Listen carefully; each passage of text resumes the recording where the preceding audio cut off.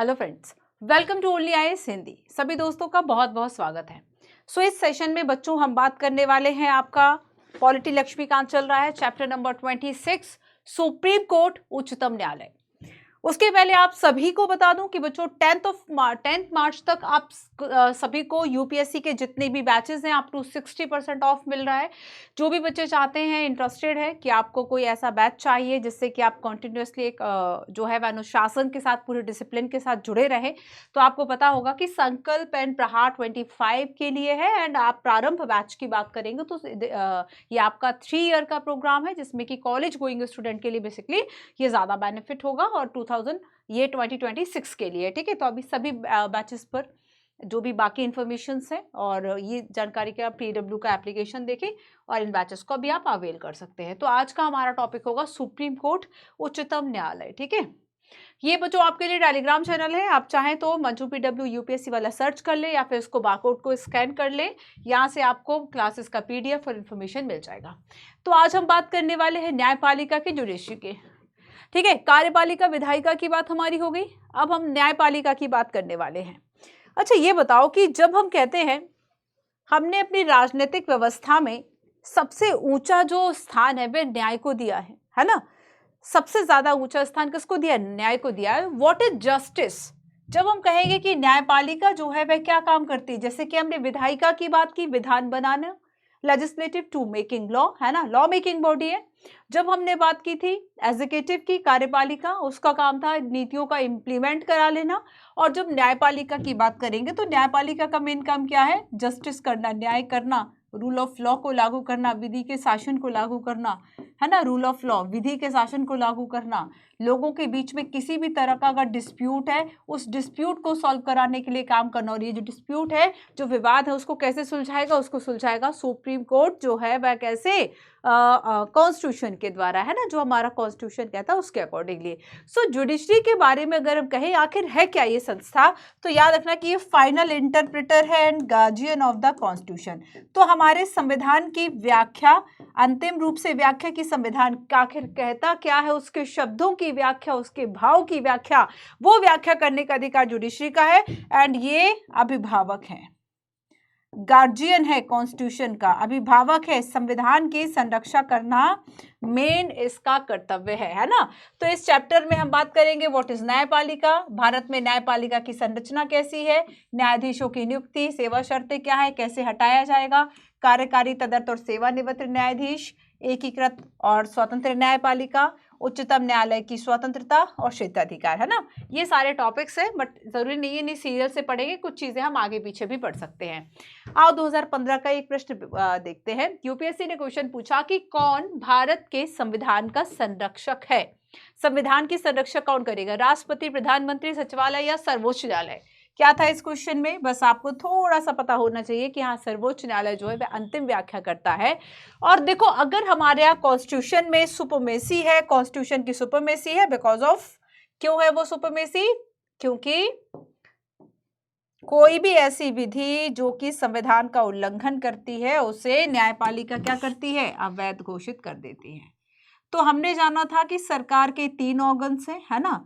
एक हमने बात की थी कार्यपालिका की, एग्जीक्यूटिव कार्यपालिका की बात हो गई, कार्यपालिका, एंड लेजिस्लेटिव संसद की बात होगी, विधायिका। और आज हमारी जो चर्चा है वह जुडिशरी की है, न्यायपालिका। तो न्यायपालिका का मेन काम क्या है? कुछ बेसिक तो आप उसमें पढ़ चुके हैं, है ना। उसी बेसिक से थोड़ा सा एडवांस बस हमें यहाँ पे पढ़ना है। न्यायपालिका का मेन काम क्या होगा? विधि का शासन लागू कराना, रूल ऑफ लॉ।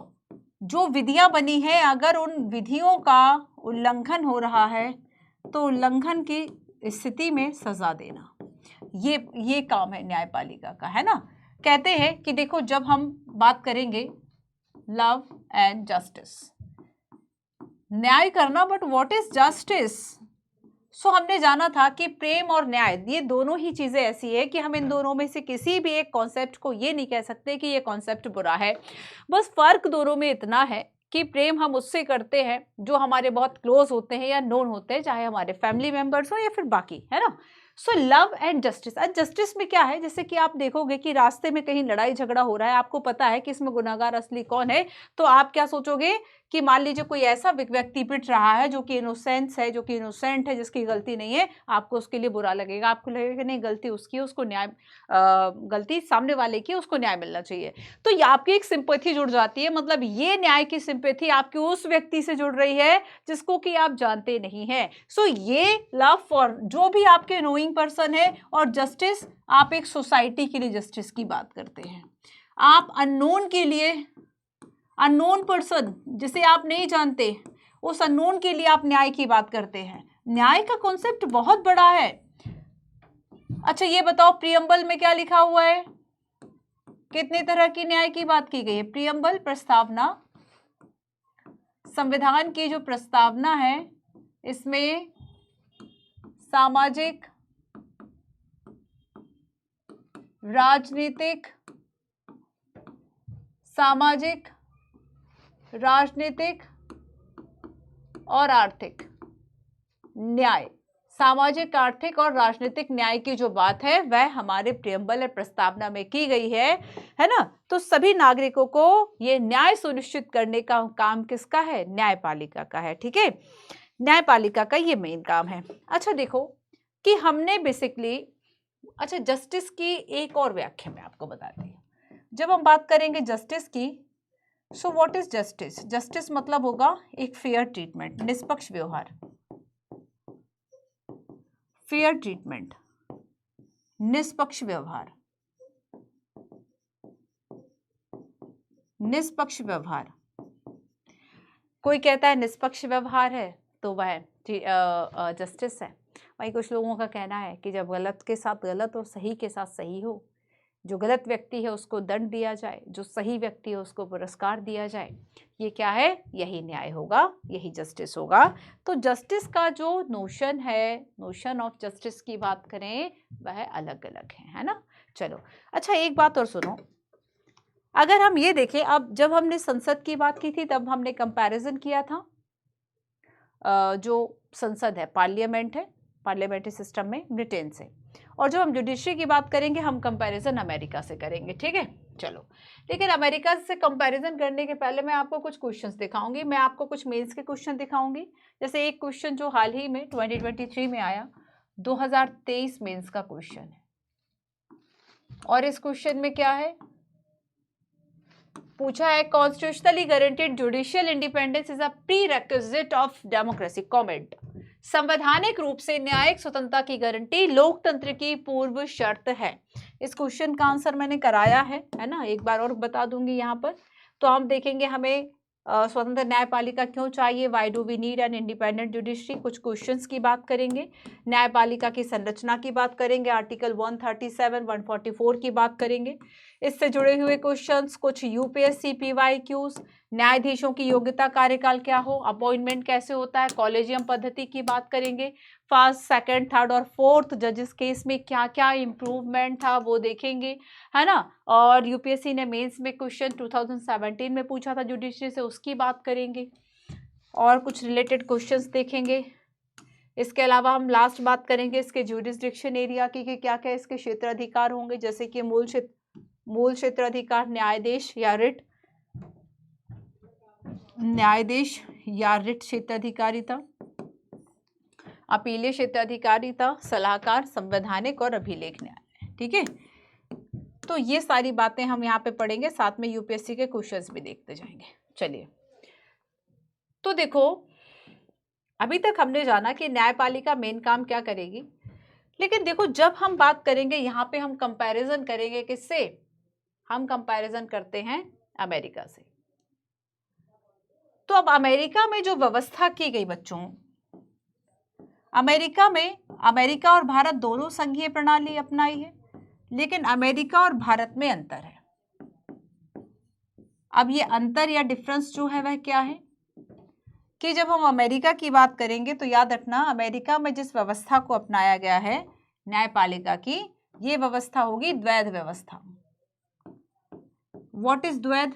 द्वैध व्यवस्था होगी, मतलब संघ स्तर पर और राज्यों के स्तर पर अलग अलग कानून है और उनसे ये व्यवस्थाएं संचालित होंगी। संघ स्तर पर या जो संघ न्यायालय है उसके लिए संघीय कानून होंगे, जो राज्य स्तर पर है उसके लिए राज्य के कानून होंगे। पूरी पॉसिबिलिटी है दोनों कानून अलग अलग होंगे, सो अलग व्यवस्था से ये चीजें जो है वह चलेंगी। ठीक है, अलग व्यवस्था से ये जो चीजें हैं बेसिकली वह चल रही हैं। अब यहीं पे हम बात करें भारत की, तो अब देखो भारत में जो व्यवस्था है वह द्वैध नहीं बल्कि एकीकृत व्यवस्था है। एकीकृत व्यवस्था, एंड व्हाट इज एकीकृत व्यवस्था? Integrated system, integrated judiciary system. इसका मतलब ये है कि हमारी जो संरचना है न्यायपालिका की वह पिरामिडिकल है ना, पिरामिडिकल है, एंड इसमें शीर्ष पर सुप्रीम कोर्ट है, इसके अधीन बाकी राज्यों के हाई कोर्ट हैं, और सबसे नीचे देखें तो सबऑर्डिनेट कोर्ट है, सबऑर्डिनेट कोर्ट है या जिला न्यायालय है, डिस्ट्रिक्ट न्यायालय, ये सब है। ठीक है, इसके बाद ट्रिब्यूनल्स वगैरह है। तो हमारी व्यवस्था जो है वह एकीकृत व्यवस्था है, और केंद्र व राज्य जो दोनों ही, अगर हम सर्वोच्च न्यायालय और हम राज्यों के उच्च न्यायालयों की बात करते हैं तो यहाँ पर क्या है कि एक ही संविधान है, अलग अलग कानून नहीं है, एक ही संविधान है। तो हालांकि हमने संघीय व्यवस्था को अपनाया है, लेकिन उसके साथ साथ हमने एकीकृत न्यायिक व्यवस्था को अपनाया है। लेकिन अमेरिका में ये जो व्यवस्था है वह दो व्यवस्थाएं हैं, द्वैध व्यवस्थाएं हैं। क्लियर है इतना? चलो अच्छा, अगर हम इंडिया की बात करेंगे, हमने ये जो एकीकृत व्यवस्था है ये हमने कहाँ से अपनाई? तो 1935 का भारत शासन अधिनियम, 1935 का जो एक्ट है इसमें एकीकृत व्यवस्था का जो प्रावधान है वह किया गया था। और अगर हम सुप्रीम कोर्ट की बात करें तो 28 जनवरी 1950 को सुप्रीम कोर्ट का उद्घाटन हुआ था। ठीक है, क्लियर? चलिए अब आगे चलेंगे। एक क्वेश्चन मैं आपसे पूछती हूँ, यूपीएससी ने क्वेश्चन पूछा, क्वेश्चन को देखना जरा ध्यान से। भारत में आधुनिक कानून की सर्वाधिक महत्वपूर्ण उपलब्धि सर्वोच्च न्यायालय द्वारा पर्यावरणीय समस्याओं का संवैधानिकरण है। कुछ वाद विधियों की सहायता से कथनों की विवेचना जो है वह कीजिए। ठीक है, मतलब कुछ केसेस बताइए जो रेलेवेंट केसेस रहे। तो सर्वोच्च न्यायालय के द्वारा पर्यावरणीय समस्याओं का संवैधानिकरण, संवैधानिकरण means so constitutionalisation of environment problems, है ना, बाय सुप्रीम कोर्ट, एंड आपको क्या बताना है? Help of relevant cases law, इसके द्वारा बताना है। संवैधानिकरण का मतलब क्या हुआ कि संविधान में चीजों को जोड़ा गया, है ना, वही संवैधानिकरण हो गया। अच्छा ये बताओ, जैसे कि आपने कुछ आर्टिकल अब तक पढ़े होंगे एनवायरमेंट को लेके। एक आर्टिकल जो देखो आपकी, चाहे हम डीपीएसपी की बात करें, हम फंडामेंटल राइट की बात करें, और हम फंडामेंटल ड्यूटीज की बात करें, सब में कोई ना कोई आर्टिकल जो है वह ऐड किया हुआ है या पहले से ऐड था, और वहां पर एनवायरमेंट की बात जो है वह की गई, और इससे जुड़े हुए क्या क्या केसेस थे वो आपको बताना है। जैसे कि अगर हम डीपीएसपी की बात करें तो आर्टिकल 48A है, जिसमें कि पर्यावरण की रक्षा की बात की गई। आर्टिकल, अगर हम फंडामेंटल राइट की बात करेंगे तो फंडामेंटल राइट में भी आर्टिकल 21 में शामिल किया गया कि हमें स्वच्छ पर्यावरण का अधिकार है। और फंडामेंटल ड्यूटी की जब बात करेंगे तो फंडामेंटल ड्यूटी में भी ये बात जो है आर्टिकल 51A(G) में की गई कि नागरिकों का कर्तव्य होगा कि वह पर्यावरण की रक्षा करें। तो सुप्रीम कोर्ट ने जो जो जजमेंट किए, जो जो जजमेंट दिए, जो भी केस थे एनवायरमेंट को रिलेट करते हुए, और वहां से कोई एक आर्टिकल या सब आर्टिकल बेसिकली हमारे कॉन्स्टिट्यूशन में ऐड हो गया, बस वही हो गया संवैधानिकरण। तो इसमें कहा कि कुछ आपको ऐसे रेलेवेंट जो केसेस है वह बताना है। ठीक है, सो कॉन्स्टिट्यूशनलाइज का मतलब आपको समझना है, संवैधानिकरण का मतलब समझना है। सो देखो यहां पर क्या है, कुछ मैं आंसर फॉर्मेटिंग आपको करा देती हूं। तो उसमें क्या पूछा, सबसे पहले आपने क्वेश्चन को समझा। क्वेश्चन में आपसे पूछा गया है कि पर्यावरण की कुछ व्यवस्थाओं का या पर्यावरण से संबंधित नियमों का जो संवैधानिकरण किया, मतलब संविधान में कहां-कहां प्रावधान है पर्यावरण में संवैधानिकरण, है ना।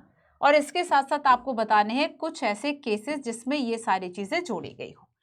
तो सबसे पहली बात देखो, कॉन्स्टिट्यूशनलाइजेशन ऑफ एनवायरमेंटल प्रॉब्लम्स, दो मैंने आपको बताया, एक तो है आपका आर्टिकल, अब ये कब कब जोड़े गए हम उनकी चर्चा करते हैं। सबसे पहले देखो article 48A,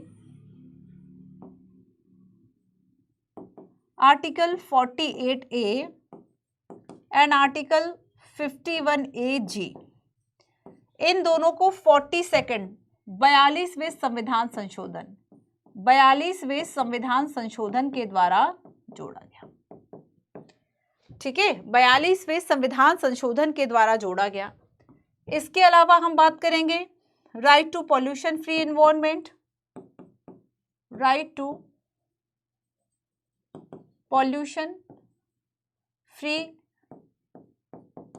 environment, right to pollution free environment, स्वच्छ पर्यावरण का अधिकार, स्वच्छ, तो ये किस केस में दिया था सुप्रीम कोर्ट ने? स्वच्छ पर्यावरण का अधिकार, है ना। यहां पर देखो सुप्रीम कोर्ट ने एक केस जिसका कि नाम है सुभाष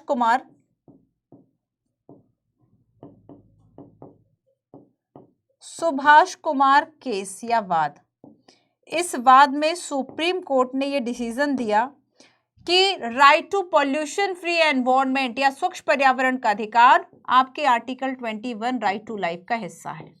आर्टिकल 21 जिसमें कि जीवन के अधिकार की बात की गई, आर्टिकल 21 जीवन के अधिकार के हिस्से के रूप में है। तो जीवन तो जब भी सुरक्षित रहेगा ना जब स्वच्छ पर्यावरण रहेगा। तो ये बात सुप्रीम कोर्ट ने कहा कही, किस केस में कही? सुभाष कुमार वाद में। ठीक है, अब इसके अलावा देखो नेक्स्ट है, इसमें एक था MC Mehta case, MC Mehta case 1986, और इस केस में basically principle of absolute liability की बात करते हुए ये कहा कि जो खतरनाक उद्योग हैं, जैसे कि हम माइनिंग उद्योग, खनन उद्योगों की बात करें, है ना, या जो कारखाने या फिर जो इंडस्ट्रीज है जो कि पोल्यूशन कंपैरेटिवली ज़्यादा कर रही है, उन सभी की बात करें, उन सभी पर एक दायित्व सौंपा गया कि जितना पर्यावरण आप खराब कर रहे हैं उतना पर्यावरण आप अच्छा भी करें, और उसके लिए आप प्रयास करें। जैसे कि अगर आप कहीं ज़मीन काट रहे हैं, ज़मीन को यूज़ करने के लिए जंगल अगर आप काट रहे हैं, तब ऐसे में आप क्या करें, उतनी जगह पर या फिर जितने जंगल आपने काटे हैं उतने वृक्ष आप कहीं और लगा दीजिए, है ना। इस तरह का एक दायित्व जो है वह सौंपता है। सो मेहता केस में सुप्रीम कोर्ट ने क्या कहा? हजार्ड्स जो इंडस्ट्रीज हैं, ठीक है, जो खतरनाक कारखाने हैं, खतरनाक कारखाने will be liable for the environment damage, है ना। ये पर्यावरण प्रदूषण के लिए, पर्यावरण को प्रदूषण के लिए जिम्मेदार हैं, और ये अपनी जिम्मेदारी को समझें। ये क्या करें? अपनी जिम्मेदारी को समझें और इस जिम्मेदारी को समझते हुए अपना जो दायित्व है वो निर्वहन करें। ठीक है, साथ ही देखो राइट टू क्लीन एयर की बात यहां पर की गई, स्वच्छ वायु का अधिकार, राइट टू क्लीन एयर, स्वच्छ वायु का अधिकार। स्वच्छ वायु, स्वच्छ पर्यावरण होगा तभी तो जीवन बचेगा ना, तो स्वच्छ वायु का अधिकार भी होगा, ये बात यहाँ पर कही गई। इसके अलावा एक और एक्ट पढ़ लो, ये एक्ट आप थोड़ा सा देख लेना, मैं यहाँ बहुत एलोबरेट इसको नहीं करती हूँ। कैंपा एक्ट 2016, सुप्रीम कोर्ट ने इसके बारे में भी कई डायरेक्शन दिए जो कि एनवायरनमेंट से रिलेटेड करते थे। कैंपा मीन्स प्रतिपूरक वनीकरण कोष प्रबंधन और योजना प्राधिकरण, लिख लो, compensatory afforestation management and planning authority, और इस कैंपा एक्ट के द्वारा भी जो जिम्मेदारी है वह सुनिश्चित करी। ठीक है, तो ये पर्यावरण को लेके कुछ बातें थी। अब आगे यही इसमें लिखना था, आगे समझ में। अब एक और क्वेश्चन देखो, संवैधानिक रूप से न्यायिक स्वतंत्रता की गारंटी लोकतंत्र की पूर्व शर्त है।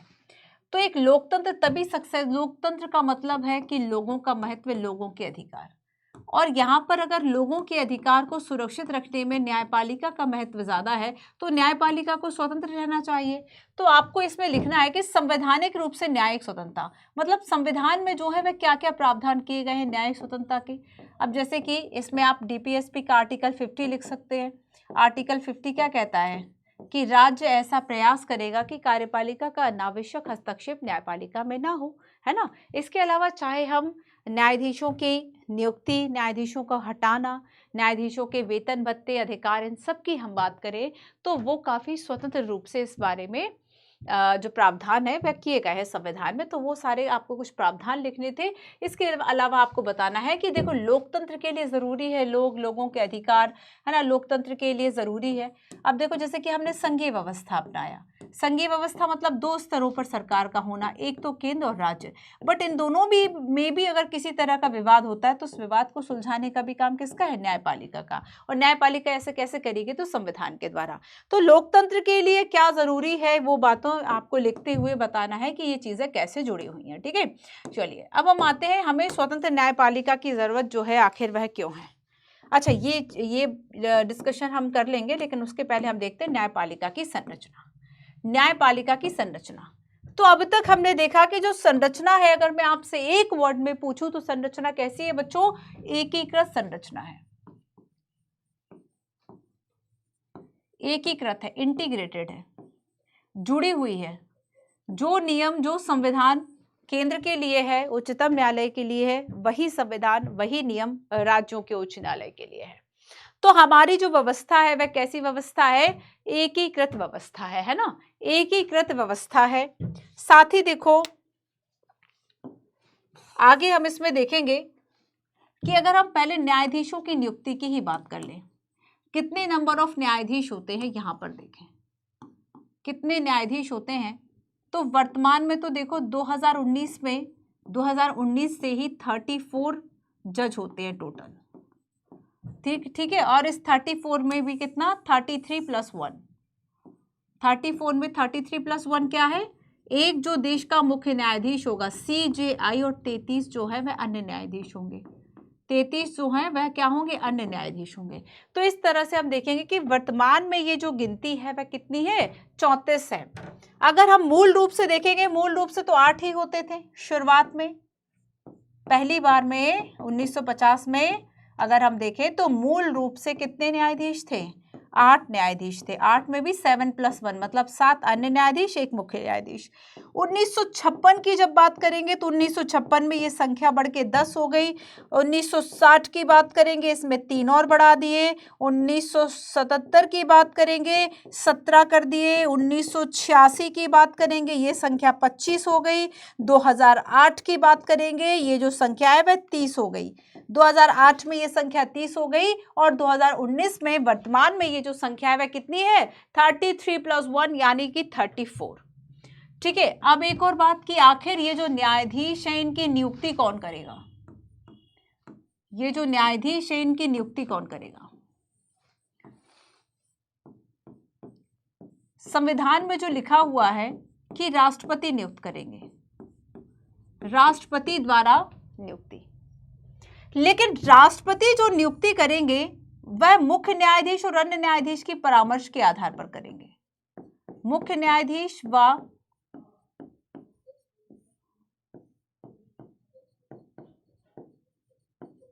अन्य न्यायाधीशों से परामर्श के द्वारा, है ना, मुख्य व अन्य न्यायाधीशों से परामर्श के द्वारा या सलाह से करेंगे। अब बच्चों ये जो परामर्श या सलाह शब्द है ना, इस पे बेसिकली कुछ विवाद है। अभी तक हमने जाना कि न्यायपालिका जो है वह एकीकृत न्यायपालिका है। एकीकृत न्यायपालिका क्यों है? क्योंकि संरचना पिरामिडिकल है। एकीकृत क्यों है? क्योंकि हमने देखा कि बेसिकली जो सुप्रीम कोर्ट है, सुप्रीम कोर्ट के अधीन उच्चतम न्यायालय के अधीन राज्यों के उच्च न्यायालय हैं, और उन उच्च न्यायालयों के अधीन जो है वह अधीनस्थ न्यायालय हैं। साथ ही हमने जाना कि वर्तमान में अगर हम नंबर ऑफ जजेस की बात करें तो नंबर ऑफ जजेस जो है वह कितने हैं? 34, है ना। अभी कितने? 34 हैं। साथ ही हमने ये देखा कि नियुक्ति कौन करेंगे? तो राष्ट्रपति करेंगे, पर ये अलग से नहीं करेंगे या खुद से इंडिपेंडेंट तरीके से नहीं कर सकते, बल्कि ये किसके परामर्श से करेंगे? तो मुख्य न्यायाधीश व अन्य न्यायाधीशों के परामर्श से। अब इस परामर्श शब्द पर एक लंबे समय से विवाद रहा, इस परामर्श शब्द पर लंबे समय से विवाद रहा, और इसमें सुप्रीम कोर्ट ने बेसिकली हम देखेंगे कि संविधान की कई बार व्याख्याएं करते हुए कुछ केसेस ऐसे आए जिसे कि हम प्रथम न्यायाधीश, द्वितीय, तृतीय और चतुर्थ न्यायाधीश केस के रूप में जानते हैं।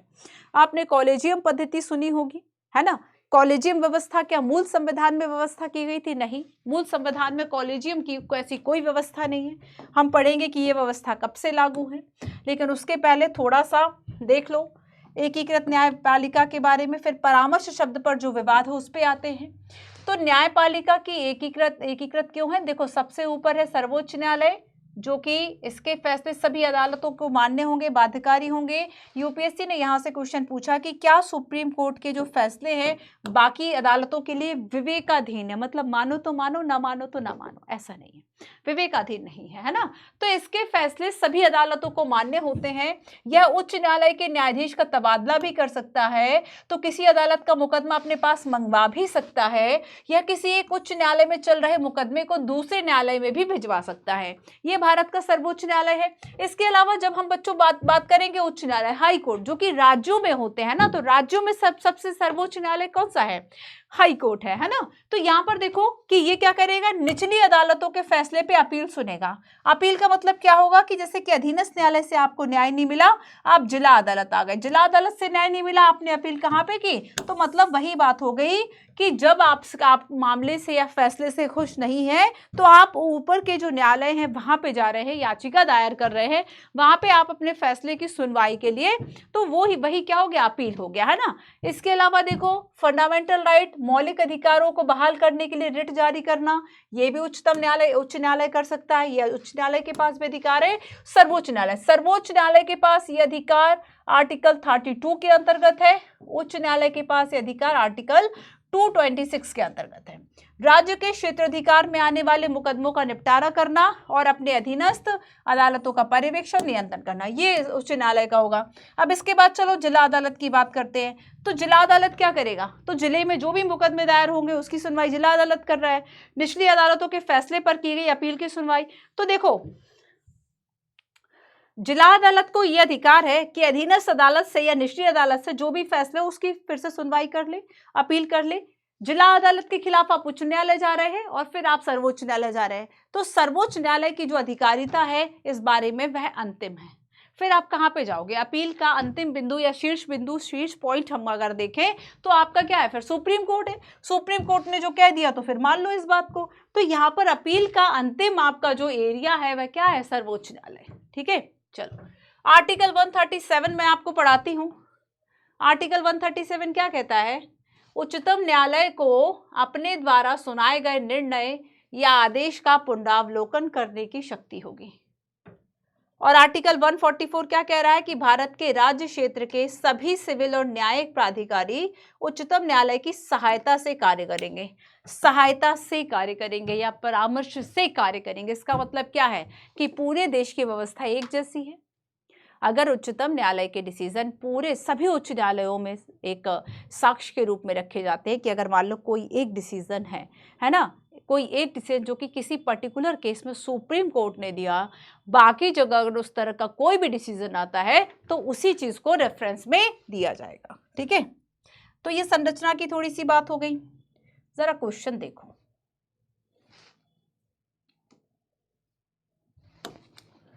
न्यायपालिका के पास संसद द्वारा पारित विशेष कानूनों को रद्द करने की शक्ति है यदि वह ये मानता है कि ये संविधान की मूल संरचना का उल्लंघन है। यूपीएससी ने क्वेश्चन पूछा कि संविधान में मूल ढांचे को संविधान के इस मूल ढांचे को संसद ने परिभाषित किया, और अगर न्यायपालिका संसद के द्वारा पारित जो विशेष कानून है उसको रद्द करने की शक्ति है। देखो, मान लो कि ये संविधान का हिस्सा हो गया। संविधान की मूल संरचना हम पढ़ चुके, बशर्ते आपको याद होनी चाहिए। बोल तो नहीं गए? क्या पढ़ा था हमने मूल संरचना में? क्या कोई केस याद आ रहा है? जो केस हमने पढ़ा हो कुछ याद आ रहा है आपको? कौन सा केस पढ़ा था मूल संरचना के बारे में? Doctrine of basic structure. तो संविधान में मान लो संविधान की मूल संरचना का भाग है फंडामेंटल राइट। अब देखो, कोई ऐसी विधि बन गई, कोई ऐसी विधि संविधान में मतलब संसद ने बना दी और ये इतने लेवल पे फंडामेंटल राइट का उल्लंघन कर रही है। अब क्या होगा इस स्थिति में? क्या होगा इस स्थिति में? ये होगा कि वो विधि जितनी मात्रा में फंडामेंटल राइट का उल्लंघन कर रही है उतनी विधि को शून्य घोषित किया जाएगा। शून्य या असंवैधानिक, है ना, शून्य या असंवैधानिक घोषित किया जाएगा। ठीक है, और ये काम कौन कर रहा है? ये देश का सुप्रीम कोर्ट कर रहा है। तो न्यायपालिका के पास ये शक्ति है, बिल्कुल है। सो ये क्या हो गया, फर्स्ट सही हो गया। सेकंड, अगर हम देखें कि संविधान के मूल ढांचे को संसद के द्वारा परिभाषित किया गया है, नो। पूछा है करेक्ट स्टेटमेंट कौन सा है, ऑप्शन नंबर ए। अब संसद द्वारा परिभाषित किया गया है, संसद के द्वारा परिभाषित नहीं किया गया है, बल्कि समय समय पर न्यायपालिका के द्वारा ही इसमें चीजों को ऐड किया गया है। जैसे कभी कहा कि डीपीएसपी इसका हिस्सा होंगे, तो कभी कहा फंडामेंटल राइट, तो कभी कहा जुडिशरी इंडिपेंडेंस, तो कभी कहा राष्ट्रपति का निर्वाचन इसका हिस्सा होगा, तो कभी कहा संघीय व्यवस्था, तो कभी लोकतंत्र, कभी गणतंत्र। तो यहाँ पर क्या है कि समय समय पर जो मूल संरचना है, समय समय पर क्या किया कि इस मूल ढांचे के अंतर्गत क्या शामिल होगा क्या नहीं, ये बात न्यायपालिका ने कही थी, है ना। न्यायपालिका ने कही संसद के द्वारा। और पूरे तरीके से अगर हम लिख दें कि न्यायपालिका ने ही इसको परिभाषित कर दिया, वो भी स्टेटमेंट गलत हो जाएगा, क्योंकि न्यायपालिका ने भी इसको परिभाषित नहीं किया है ना। पूरी तरीके से कोई परिभाषा नहीं दी गई है, बल्कि कुछ कुछ पॉइंट्स बताए गए हैं। एक और प्रश्न देखो, भारत और अमेरिका दोनों में एकीकृत न्याय प्रणाली है। एकीकृत न्याय प्रणाली है क्या? न्यायिक प्रणाली में यह एकीकरण अपीलीय प्रणाली के माध्यम से, जो भारत के साथ साथ संयुक्त राज्य अमेरिका में भी मौजूद है। क्या एकीकरण प्रणाली है? मैंने ये मैं पढ़ा चुकी हूं, ये आपको जस्ट मैंने बताया है कि इन दोनों में क्या अंतर है, बताओ जरा। तो भारत और अमेरिका के अगर हम उच्च न्यायालय की बात करें, इसमें तो सबसे लास्ट में है, बट हम यहाँ पे साथ साथ में समझ लेते हैं, ठीक है। देखो, तो अगर हम भारत की बात करें, भारत और अमेरिका की जो प्रणाली है वो अलग कैसे है, ये टॉपिक है इसमें। भारत व अमेरिकी न्यायपालिका, इन दोनों में आखिर अंतर क्या है, ठीक है। सबसे पहले जब हम बात करेंगे इंडिया की, तो देखो भारत का भी जो न्यायपालिका उसके पास काफी शक्ति है, बट कंपैरेटिवली याद रखना अमेरिका से कम है। ठीक वैसे ही जैसे कि संसद की संप्रभुता ब्रिटेन के पास है, पर भारत में संसद की संप्रभुता नहीं है। संप्रभुता का मतलब होगा कि अनलिमिटेड राइट है संसद के पास। क्या कहा जाता है ब्रिटेन की संसद के बारे में, कि महिला को पुरुष और पुरुष को महिला बनाने के अलावा सब कर सकते, इतना सक्षम है। मतलब इफ बट नहीं है, उसने अगर कोई विधान बना दिया उस पर इफ बट नहीं है, क्योंकि वहां पर कोई ऐसा रिटन कॉन्स्टिट्यूशन नहीं है जिसकी अवहेलना हो जाए। पर भारत में तो रिटन कॉन्स्टिट्यूशन है, भारत में तो जुडिशरी है, जुडिशियल रिव्यू है, फंडामेंटल राइट्स है, रिटन कॉन्स्टिट्यूशन है, तो दैट्स व्हाई संसद की संप्रभुता नहीं है।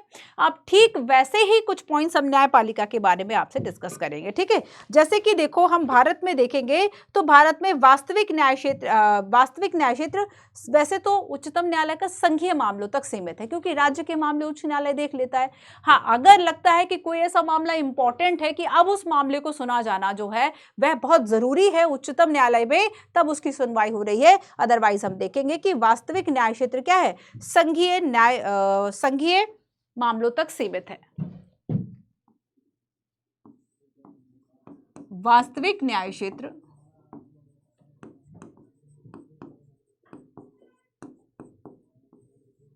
संघीय मामलों तक,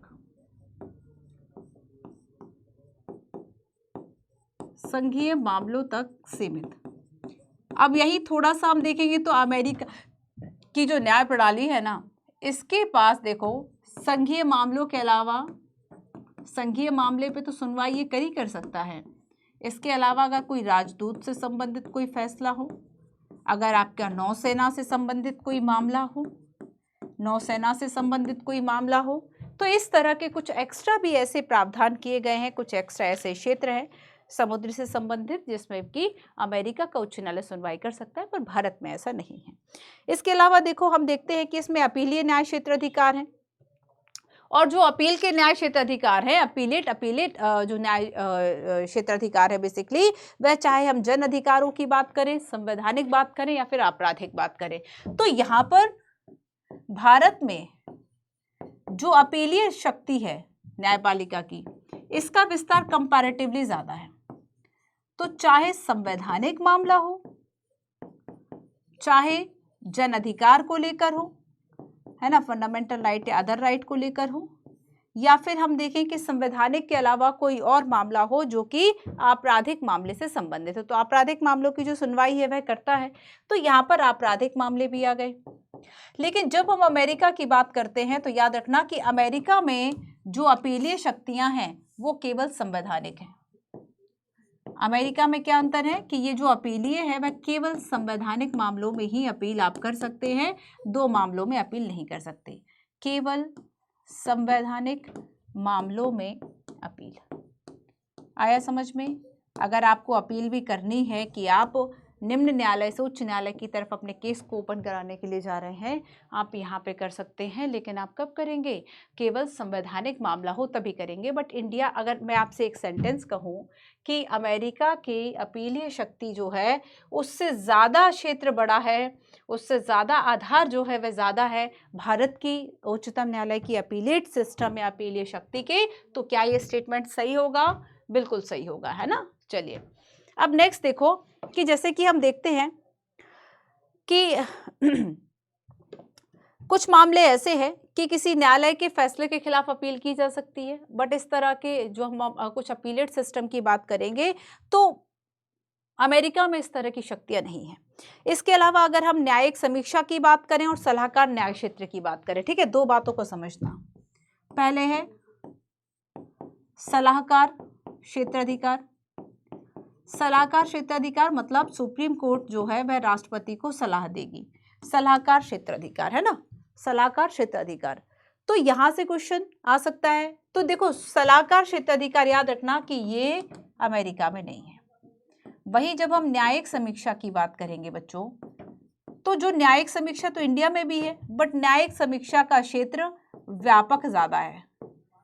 न्यायिक समीक्षा का जो क्षेत्र है वह ज्यादा व्यापक है, ज्यादा विस्तृत, ज्यादा व्यापक है अमेरिका में, और हमारे यहाँ न्यायिक समीक्षा सीमित रूप से होती है, मतलब उतना विस्तृत नहीं है जितना अमेरिका में। सीमित न्यायिक समीक्षा, ठीक है, तो कहीं कुछ कम है तो कहीं कुछ ज्यादा है। इसके अलावा देखो अगर हम देखेंगे तो भारत में बेसिकली हम विधि द्वारा कार्यवाही शब्द को चुनते हैं। जैसे कि आर्टिकल 21 क्या कहता है, किसी भी व्यक्ति को उसके जीवन व व्यक्तिगत स्वतंत्रता से विधि द्वारा स्थापित कार्यवाही के अलावा वंचित नहीं किया जा सकता। मतलब अगर विधि में लिखा है तब आप वंचित कर दो। तो हमने विधि द्वारा कार्यवाही की बात की, भारत ने क्या किया? विधि द्वारा कार्यवाही।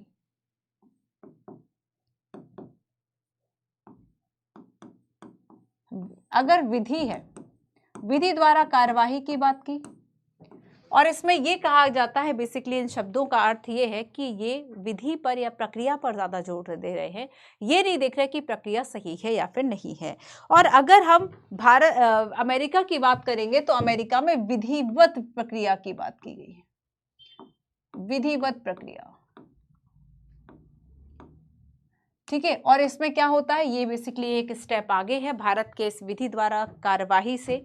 जो विधि है उसी के अनुसार कार्यवाही करना, और इसमें लिखा है विधिवत प्रक्रिया, तो इसमें केवल प्रक्रिया को फॉलो नहीं करना है बल्कि प्रक्रिया सही है या गलत है, जस्ट है या अनजस्ट है, उस चीज को भी देखा जाता है ना।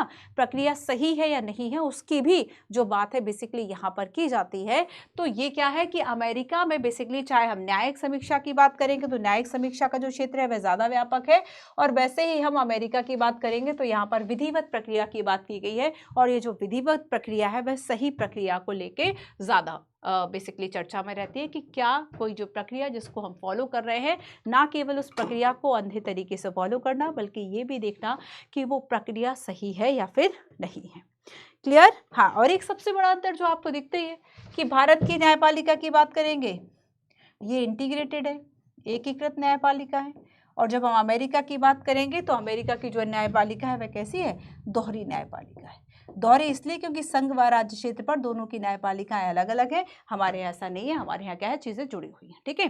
तो एक जो सबसे लास्ट वाला टॉपिक है वो आपका इसके साथ साथ कंप्लीट हो गया। अब आप ये बताएंगे मुझे इस क्वेश्चन का आंसर। चलिए एक क्वेश्चन और देखो, भारतीय राजनीति में निम्न में कौन सी एक आवश्यक विशेषता है जो यह दर्शाती है कि चरित्र में संघीय है? हम फेडरल की बात कर चुके हैं, यूपीएससी का पूछा गया क्वेश्चन है 2021 में। फेडरल या संघीय व्यवस्था की हम बात करेंगे, more than 2 level of government, at least 2 स्तर पर सरकारों का होना है। तो 2 स्तर पर अगर सरकारें होंगी और इन सरकारों में अगर कोई विवाद होगा तो क्या इसके लिए जरूरी नहीं है कि आपके पास लिखित संविधान हो, लेकिन इस संविधान की व्याख्या करने के लिए भी तो आपको कुछ चाहिए। तो ये संविधान की व्याख्या कौन करेगा? संविधान की व्याख्या करेगी एक ऐसी न्यायपालिका जो कि स्वतंत्र हो, न्यायपालिका जो कि कैसी हो? स्वतंत्र हो, इंडिपेंडेंट जुडिशरी। अब आओ हम देखते हैं, पूछा है कि कौन सी एक आवश्यक विशेषता है जो होगी ही होगी अगर ये संघ में मतलब चरित्र में संघीय है तो। न्यायपालिका की स्वतंत्रता सुरक्षित है, संघ विधानमंडल ने घटक इकाइयों के प्रतिनिधियों को चुना है, केंद्रीय मंत्रिमंडल में क्षेत्रीय दलों का निर्वाचित प्रतिनिधि हो सकते हैं, या फिर मौलिक अधिकार कानून के न्यायालय के द्वारा लागू किए जाने योग्य है। तो न्यायपालिका की स्वतंत्रता सुरक्षित है ना, ये बताता है, ये आवश्यक विशेषता है। अगर न्यायपालिका स्वतंत्र नहीं है और इस तरह से अगर विवाद हो जाते हैं तब तो डिस्प्यूट सॉल्व करने के लिए कोई है नहीं, तो संघीय व्यवस्था कायम नहीं रह सकती। संघीय व्यवस्था अगर कायम हो तो उसके लिए बहुत ज्यादा जरूरी है कि न्यायपालिका जो है बेसिकली वह कैसी हो? स्वतंत्र हो, है ना।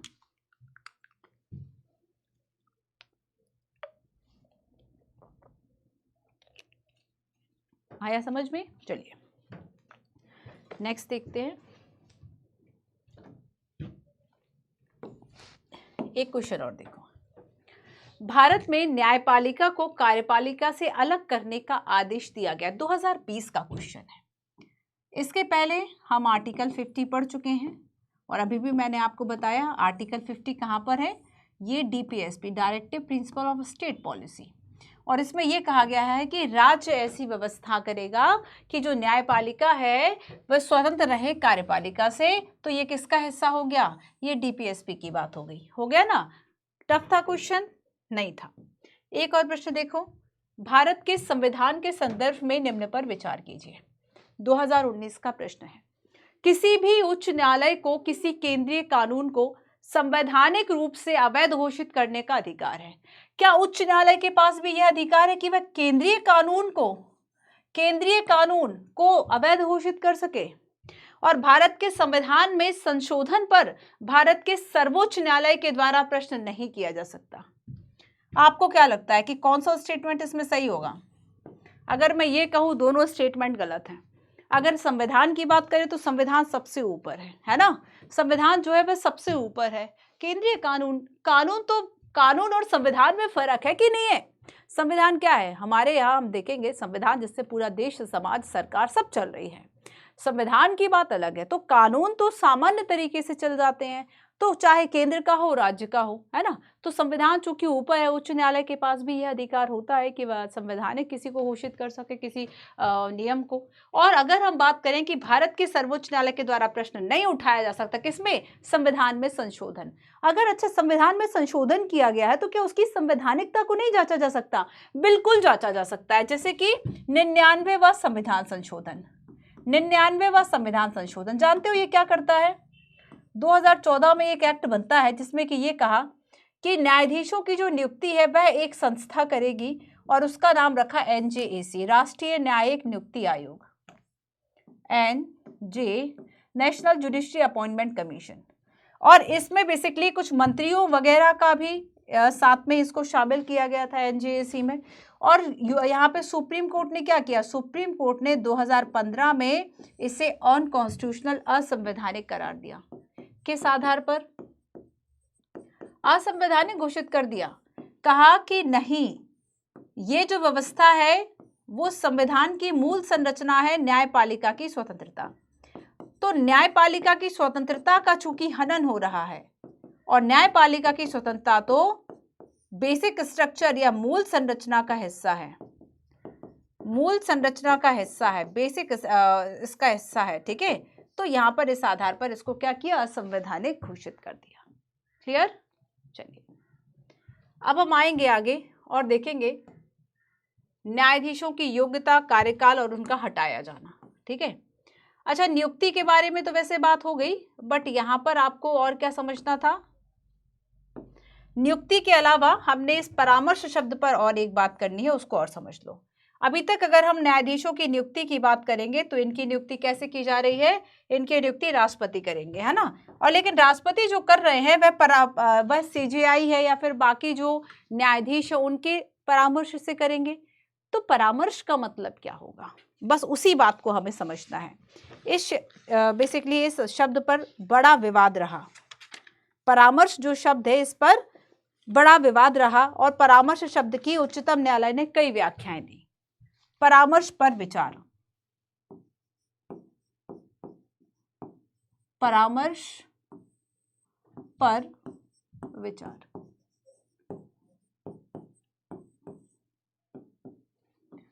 अब देखो उच्चतम न्यायालय की जो व्याख्याएं दी गई बच्चों, कुछ केसेस थे। पहला केस जिसे कि कहा गया फर्स्ट जज केस या प्रथम न्यायाधीश केस, प्रथम न्यायाधीश मामला, प्रथम न्यायाधीश मामला। दूसरा जो केस था उसे कहा गया द्वितीय न्यायाधीश मामला या द्वितीय न्यायाधीश केस लिख लो, मामला लिख लो, ठीक है, दो हो गए। अब इसमें जो तीसरा था और जो चौथा था इसे भी तृतीय न्यायाधीश मामला कहा, थर्ड जज केस, तृतीय न्यायाधीश मामला। और जो चौथी व्याख्या दी, जो कि वर्तमान में जिस तरीके से न्यायाधीशों की नियुक्ति होती है, इसे कहा फोर्थ जज केस, चतुर्थ न्यायाधीश केस। अब इन केस में आखिर कहा क्या, अगर प्रश्न आ जाए कि ये केस किससे रिलेटेड है, तो ये केस रिलेटेड है कि जो न्यायाधीशों की नियुक्ति की जाती है उससे रिलेटेड में, है ना। क्योंकि इसमें यह कहा जाता है कि राष्ट्रपति नियुक्त करेंगे और परामर्श से करेंगे, तो जिसके परामर्श से करेंगे आखिर उस परामर्श का मतलब क्या है, हमें यह समझना है। तो देखो सबसे पहली बात तो ये कही गई प्रथम न्यायाधीश केस में, प्रथम ये जो मामला था 1981, और इसमें यह कहा गया कि परामर्श का मतलब सहमति नहीं है। ये 1981 का मामला है। इसमें कहा गया कि परामर्श का अर्थ सहमति नहीं है।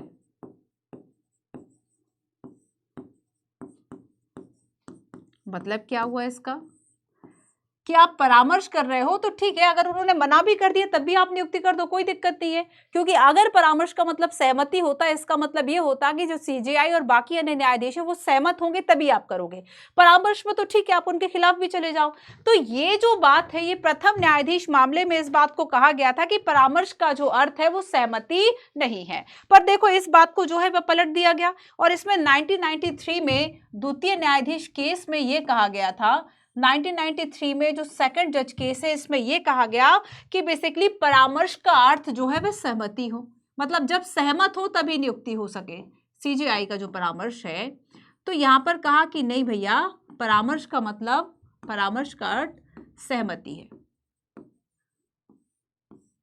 अगर परामर्श का अर्थ सहमति है, इसका मतलब क्या है कि राष्ट्रपति बाध्य है बात मानने के लिए। इसका मतलब क्या है कि राष्ट्रपति पर बाध्यता है, यही तो मतलब हुआ ना। राष्ट्रपति पर क्या है, बाध्यता है कि जो सीजेआई जो आपको सलाह दे रहा है वो आपको मानना ही मानना है, आपके पास कोई ऑप्शन नहीं है। अब देखो अगर हम बात करेंगे 1998 में जो कि थर्ड जज केस आया था, 1998 में थर्ड जज केस आया और इसमें देखो ये कहा गया कि परामर्श की जो प्रक्रिया है वह बहुसंख्य न्यायाधीशों की विचार प्रक्रिया के तहत मानी जाएगी। कि मतलब यहां पर यह नहीं है कि परामर्श का मतलब केवल सीजेआई से परामर्श, बल्कि परामर्श का मतलब होगा सीजेआई और बाकी जो वरिष्ठ न्यायाधीश है उन सभी से भी परामर्श। तो यहां पर सहमति या परामर्श का मतलब यह नहीं होगा कि केवल सीजेआई से पूछ लिया, बल्कि इसके अलावा जो बाकी भी न्यायाधीश है वो सभी भी उस बात पर ओके हो कि हाँ ये जो लिस्ट है ये न्यायाधीशों की है, आप इसको नियुक्त करवाइए, इनको नियुक्त करवाइए। दैट मीन्स तो यहां पर थर्ड जज केस में क्या कहा गया कि परामर्श की प्रक्रिया की बात की गई, परामर्श की प्रक्रिया। और इसमें यह कहा कि बहुसंख्य न्यायाधीशों का विचार, केवल सीजेआई नहीं बल्कि जो बहुसंख्य न्यायाधीश हैं मेजोरिटी है जो न्यायाधीशों की, बहुसंख्य न्यायाधीशों की विचार प्रक्रिया के तहत ही नियुक्ति की जो नाम है वह दिए जाएंगे। और अगर मान लो यहाँ पे ये भी कहा गया कि केवल सीजेआई जो है वह कह रहे हैं और बाकी न्यायाधीश अगर उससे सहमत नहीं है तो उस बात को मानने के लिए राष्ट्रपति बाध्य नहीं है। ध्यान रखना इस बात को, है ना। तो तीसरे न्यायाधीश मामले में क्या कहा, न्यायालय के द्वारा यह मत दिया गया कि जो परामर्श की प्रक्रिया है मुख्य न्यायाधीश द्वारा और जो बहुसंख्य न्यायाधीश हैं उनकी विचार प्रक्रिया के तहत माना जाएगा। केवल भारत के मुख्य न्यायाधीश के एकल परामर्श से ये प्रक्रिया पूर्ण नहीं होगी। और अगर ऐसा कुछ होता है और ऐसे में अगर ऐसा कोई नाम है कि भाई केवल और केवल जो सीजेआई हैं वह अगर सजेस्ट कर रहे हैं तो उस बात को मानने के लिए राष्ट्रपति बाध्य नहीं होंगे।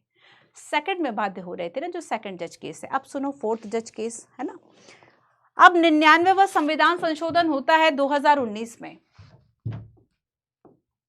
99वां संविधान संशोधन, और इसमें बात की गई है NJAC, national judiciary appointment commission, है ना, राष्ट्रीय न्यायिक नियुक्ति आयोग की यहाँ पर बात जो है वह की गई। तो यहाँ पे ये कहा चतुर्थ, जब हम जज केस की बात करेंगे तो इसमें ये कहा कि जो ये एनजेएसी है, एनजेएसी से कॉलेजियम व्यवस्था को, कॉलेजियम व्यवस्था मतलब क्या, कॉलेजियम सिस्टम मतलब क्या है कि किन न्यायाधीशों को नियुक्त किया जाना है उसके लिए जो लिस्ट बन रही है वह सीजेआई की परामर्श, सीजेआई और जो बहुसंख्य न्यायाधीश हैं इनकी विचार प्रक्रिया, है ना, ये लिस्ट बना रहे हैं। तो एक सामूहिकता के सिद्धांत पे बेसिकली हम कहें तो ये कॉलेजियम के आधार पर काम कर रहे हैं। तो इस कॉलेजियम की जगह कहा कि एक एनजेएसी बनाते हैं जिसमें कुछ सदस्य होंगे, कुछ कानून मंत्री और इस तरह से भी लोग शामिल होंगे, लेकिन इसको न्यायपालिका की स्वतंत्रता में हस्तक्षेप देखा गया और उसको 2015 में असंवैधानिक घोषित किया। तो एनजेईसी से कॉलेजियम प्रणाली को प्रतिस्थापित किया,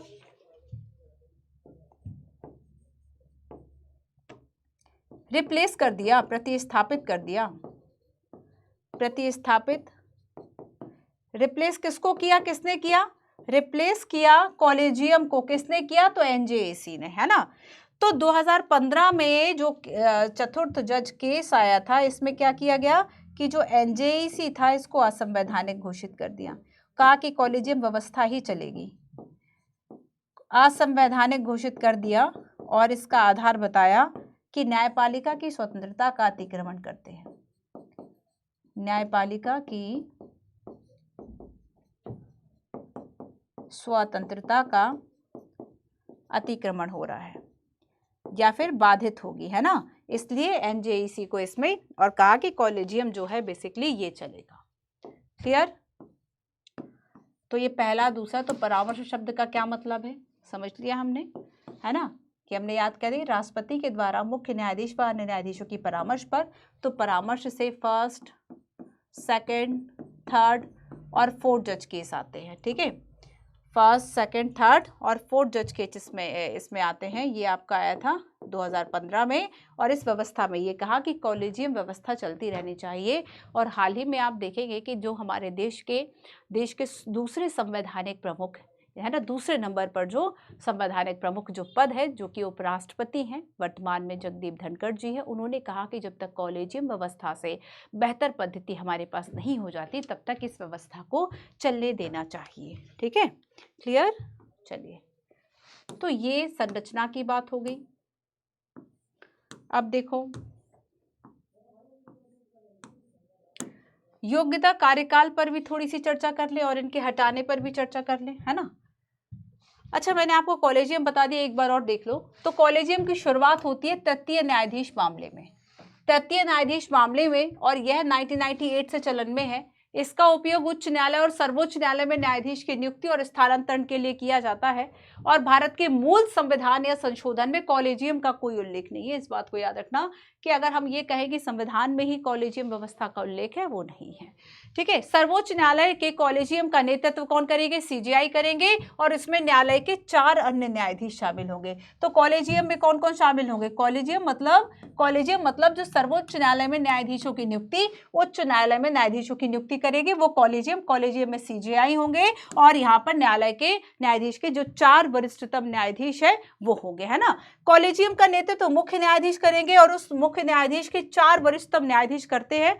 और इसके लिए देखो, कॉलेजियम ही बेसिकली अनुमोदन करेगा। जब कॉलेजियम अनुमोदन कर देगा, अप्रूव्ड कर देगा कि ये नेम लिस्ट है जिसमें कि आपको जजेस जो है वह हाई एंड सुप्रीम कोर्ट के लिए अपॉइंट करने हैं, उसके बाद केंद्र सरकार या राष्ट्रपति जो है वह अपॉइंट कर रहे हैं, केंद्र सरकार या राष्ट्रपति अपॉइंट कर रहे हैं। ठीक है, उच्च न्यायालय के न्यायाधीश की नियुक्ति केवल कॉलेजियम के माध्यम से होती है, और कॉलेजियम द्वारा नाम तय किए जाने के बाद फिर सरकार की भूमिका होती है।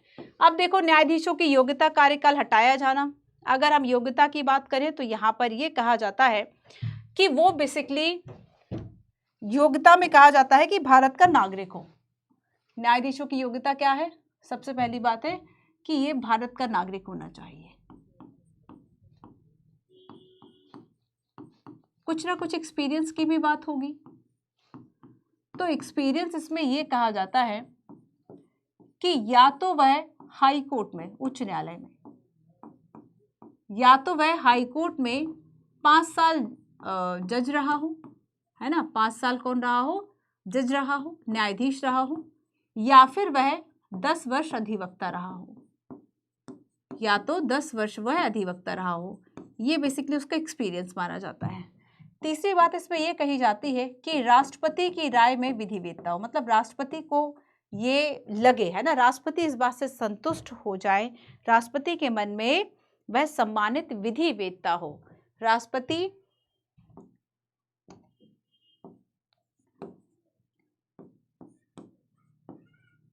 के मन से वह सम्मानित विधिवेत्ता हो, मतलब ये जो राष्ट्रपति हैं वह इस बात की के लिए संतुष्ट हो जाए। तो ये योग्यताओं की बात कही गई। अच्छा, एक और बात कि क्या कोई मिनिमम एज की बात कही गई है? अभी तक मैंने आपको कोई एज बताया क्या कि इतनी आयु होनी चाहिए? तो न्यूनतम आयु का कोई उल्लेख नहीं है। न्यूनतम आयु का, न्यायाधीश कितनी आयु का होगा, न्यूनतम आयु क्या होगी, न्यूनतम आयु का उल्लेख नहीं है। हाँ, रिटायरमेंट की आयु का उल्लेख जरूर है, लेकिन न्यूनतम आयु का उल्लेख इसमें नहीं किया गया है। क्लियर है? अब देखो, कार्यकाल की बात करें तो क्या, अच्छा ये बताओ कि क्या कार्यकाल निश्चित होगा? क्या कार्यकाल निश्चित होगा, या फिर कार्यकाल की जब हम बात करेंगे तो ये केवल 65 वर्ष की उम्र तक अपने पद पर रह सकते हैं, है ना। तो यहाँ आप लिख लीजिए कि 65 वर्ष की उम्र तक ये पद पर रह सकते हैं, ये पहली बात है। 65 वर्ष से ज्यादा हो गए तो हट गए, यही कार्यकाल खत्म हो गया। अगली बात है कि बेसिकली राष्ट्रपति को ये त्यागपत्र भी दे सकते हैं, और तीसरी बात है कि संसद की सिफारिश पर राष्ट्रपति हटा सकते हैं। तो कार्यालय के बारे में, इनका जो टर्म होगा उसके बारे में 3 प्रमुख बातें। 65 वर्ष की उम्र तक पद पर, 65 वर्ष की उम्र तक पद पर रहेंगे, ठीक है। दूसरी बात है कि ये त्यागपत्र दे सकते हैं, पर ये जो जज है वो त्यागपत्र किसे देंगे? राष्ट्रपति को, राष्ट्रपति को त्यागपत्र देकर। और तीसरी बात है कि संसद की सिफारिश पर, संसद अगर इनको हटाने की प्रक्रिया शुरू कर दे, संसद की सिफारिश पर संसद अगर हटाने की प्रक्रिया शुरू करे, और ऐसी प्रक्रिया के लिए विशेष बहुमत चाहिए होता है। विशेष बहुमत का प्रावधान इसलिए रखा है ताकि ऐसा ना हो कि न्यायाधीशों को कभी भी जो है वह हटा दिया जाए। अगर सामान्य बहुमत से हटा देते तब तो बहुत सरल हो जाता है इनको हटाना। तो यहाँ पर क्या है कि संसद की सिफारिश पर बेसिकली हटाया जा सकता है। तो ये 3 बातें हैं, ठीक है। अच्छा, अब एक प्रश्न देखो, पढ़ो जरा इस प्रश्न को। उच्च न्यायपालिका के संदर्भ में निम्न पर विचार। न्यायाधीशों की नियुक्ति में कार्यपालिका की कोई भूमिका नहीं है। विधायिका के पास न्यायाधीशों को हटाने की शक्ति होती है। मैंने आपसे कहा कि नियुक्ति जो है वह कौन करेंगे? नियुक्ति राष्ट्रपति करेंगे। हाँ, कॉलेजियम पद्धति से होगी, इसका मतलब है कि सीजेआई और 4 अन्य न्यायाधीश जो हैं ये परामर्श, ये सलाह, ये लिस्ट बनाएंगे। ये क्या कर रहे हैं, ये उस नेम की लिस्ट बना रहे थे, ये नेम की लिस्ट बना रहे थे कि आखिर जो जज है वह कौन बनेगा, जो न्यायाधीश है। अब इस जज की जो लिस्ट है ना, इसको फाइनल जो अप्रूवल है वो एक तरह से राष्ट्रपति दे रहे थे, है ना। तो यहाँ पर क्या है, राष्ट्रपति किसकी सलाह और के साथ काम करते हैं, मंत्रिमंडल। पढ़ चुके हैं हम ये, राष्ट्रपति मंत्रिमंडल की सलाह और सहायता के लिए ही मंत्रिमंडल बनी है। तो यहाँ पर मंत्रिमंडल किसका हिस्सा है, कार्यपालिका का ना। तो अगर इनडायरेक्टली मैं आपसे ये कहूँ तो बुरा तो नहीं मानोगे कि बेसिकली नियुक्ति में कार्यपालिका की भूमिका होती है, न्यायाधीशों की नियुक्ति में कार्यपालिका की कोई भूमिका नहीं होती। गलत हो गया ना स्टेटमेंट। सेकंड देखो, विधायिका के पास, विधायिका मतलब संसद, न्यायाधीशों की हटाने की शक्ति होती है, बिल्कुल सही, करेक्ट पूछा है ऑप्शन नंबर बी। विधायिका मतलब संसद। अब संसद कैसे हटा सकती है, तो हमने देखा कि संसद बेसिकली हटाने का जो प्रस्ताव है वह लाती है, और बेसिकली ये विशेष बहुमत से अगर पारित हो जाएगा, तो अब तक हो ना सका किसी के खिलाफ, है ना। तो अगर ये प्रक्रिया शुरू हुई पर ये अब तक ऐसा कोई हटाया नहीं गया कोई जज, तो विशेष बहुमत से अगर इस प्रस्ताव को पारित कर देती है तो उस दिन से सीजीआई को राष्ट्रपति हटा हुआ मान लेते हैं। अब देखो, मैंने आपको 2014 वाला राष्ट्रीय न्यायिक नियुक्ति आयोग बताया। अब क्वेश्चन देखो जरा, प्रश्न कैसे आया। भारत के उच्चतर न्यायपालिका के न्यायाधीशों की नियुक्ति के संदर्भ में, उच्चतर न्यायपालिका के न्यायाधीशों की नियुक्ति के संदर्भ में एनजेएसी राष्ट्रीय न्यायिक नियुक्ति आयोग अधिनियम 2014 पर सर्वोच्च न्यायालय के निर्णय का समालोचनात्मक परीक्षण कीजिए। तो सर्वोच्च न्यायालय ने क्या किया था, 2015 में इसको असंवैधानिक घोषित कर दिया, और जब असंवैधानिक घोषित कर दिया, बस उसी की आलोचना आपको, उसी की समालोचनात्मक परीक्षण जो है आपको करना है। आप इसमें लिखिए कि देखो बेसिकली न्यायाधीशों की नियुक्ति अगर वर्तमान में आप देखेंगे कॉलेजियम व्यवस्था से हो रही है, बट कॉलेजियम व्यवस्था के आधार की जगह 99 जो 99 संविधान संशोधन हुआ, इस संविधान संशोधन से एनजेएसी को इंट्रोड्यूस किया गया, जो कि एक ऐसी संस्था होगी जो एक ऐसे आयोग टाइप में स्वतंत्र आयोग के रूप में कार्य करेगा, जो कि न्यायाधीशों की नियुक्ति करेगा, और ये कॉलेजियम को रिप्लेस करेगा, कॉलेजियम को रिप्लेस करेगा। बट 2015 में इसे असंवैधानिक घोषित कर दिया, और असंवैधानिक घोषित करने, अगर देखो मेन पॉइंट है तब भाषा तो बच्चों लिख ही लोगे ना। असंवैधानिक घोषित करने का आधार क्या था, न्यायपालिका की स्वतंत्रता, न्यायिक स्वतंत्रता, जुडिशरी की इंडिपेंडेंस, न्यायिक स्वतंत्रता। अगर न्यायिक स्वतंत्रता प्रभावित हो रही है, और चूंकि ये संविधान की मूल संरचना का हिस्सा है, मूल संरचना का हिस्सा है, ठीक है, तो ये सारी बातें बेसिकली आपको जोड़ के आपस में लिखनी थी। एक क्वेश्चन देखो, 2019 का प्रश्न है, भारत के संविधान के 44वें संशोधन द्वारा लाए गए एक अनुच्छेद ने प्रधानमंत्री के चुनाव को न्यायिक पुनरावलोकन से बाहर कर दिया, परे कर दिया। भारत के संविधान के 99वें संविधान संशोधन को भारत के सर्वोच्च न्यायालय ने विखंडित कर दिया, क्योंकि यह न्यायपालिका की स्वतंत्रता का अतिक्रमण था। क्या लग रहा है आपको, क्या सही होगा इसमें, क्या सही लग रहा है इसमें। एक क्वेश्चन और देखो, सर्वोच्च न्यायालय और उच्च न्यायालय के अन्य न्यायाधीशों की नियुक्ति राष्ट्रपति द्वारा सीजेआई के परामर्श के बाद की जाएगी। सामान्य रूप से यही लिखा जाता है। न्यायपालिका में नियुक्ति सर्वोच्च न्यायालय और मंत्रिपरिषद महत्वपूर्ण भूमिका में होती है, ये बात बिल्कुल सही है, दोनों ही स्टेटमेंट इसमें करेक्ट है ना। एक क्वेश्चन और देखो, सर्वोच्च न्यायालय या उच्च न्यायालय के न्यायाधीश को केवल सिद्ध कदाचार या अक्षमता के आधार पर हटाया जाता है। इनको हटाने की जो प्रक्रिया शुरू होती है ना, एक तो होता है इनका आचार गलत हो जाए, कदाचार हो जाए, और दूसरा अक्षमता, है ना। 2 आधारों पर इनको हटाया जाता है। न्यायाधीशों के खिलाफ आरोप वाले प्रस्ताव को लोकसभा में विशेष बहुमत से अनुमोदित किया जाना चाहिए। हाँ, ये बात तो सही है कि लोकसभा हो, राज्यसभा हो, है ना, विशेष बहुमत से इसको लाया जाना चाहिए, पारित होना चाहिए। नेक्स्ट एक क्वेश्चन और जो कि 2019 में पूछा था, न्यायाधीश जांच अधिनियम 1968 के अनुसार भारतीय सर्वोच्च न्यायालय के न्यायाधीश पर महाभियोग चलाने के प्रस्ताव को लोकसभा अध्यक्ष के द्वारा खारिज नहीं किया जा सकता। भारत का संविधान भारत के सर्वोच्च न्यायालय के न्यायाधीश को अक्षमता और सिद्ध दुर्व्यवहार को परिभाषित करता है और इसका वितरण देता है। परिभाषा आखिर क्या होगी? यहाँ से क्वेश्चन खूब आता है। 2019 का प्रश्न है, क्या आप कहीं परिभाषित किया गया है कि आखिर कदाचार क्या होगा, क्षमता क्या होगी? परिभाषित कहीं नहीं किया है ना, तो ये स्टेटमेंट सेकंड वाला रॉन्ग हो जाएगा। सर्वोच्च न्यायालय के न्यायाधीशों पर महाभियोग की प्रक्रिया का विवरण न्यायाधीश जांच अधिनियम 1968 में किया गया। यदि किसी न्यायाधीश के महाभियोग के प्रस्ताव को मतदान के लिए लाया जाए तो कानून के अनुसार प्रस्ताव को संसद के प्रत्येक सदन के द्वारा समर्थित होना चाहिए और सदन की कुल सदस्यता का बहुमत और कम से कम 2/3 समर्थित होना चाहिए उस सदन के उपस्थित और मतदान करने वाले कुल सदस्यों की संख्या। बताइए जरा। तो यहाँ पर कुछ पॉइंट्स हमने देखे है ना। अब आगे हम चलते हैं। नियुक्ति की बात हमने कर ली। क्षेत्राधिकार और हमें देखना है कि आखिर सुप्रीम कोर्ट का जो क्षेत्राधिकार है वह क्या होगा।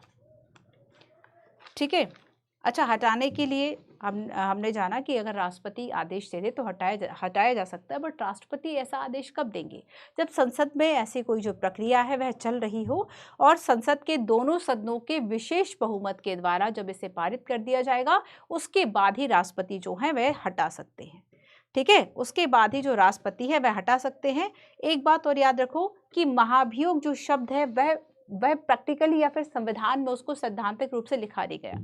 महाभियोग शब्द जो है वह केवल राष्ट्रपति के लिए यूज होता है।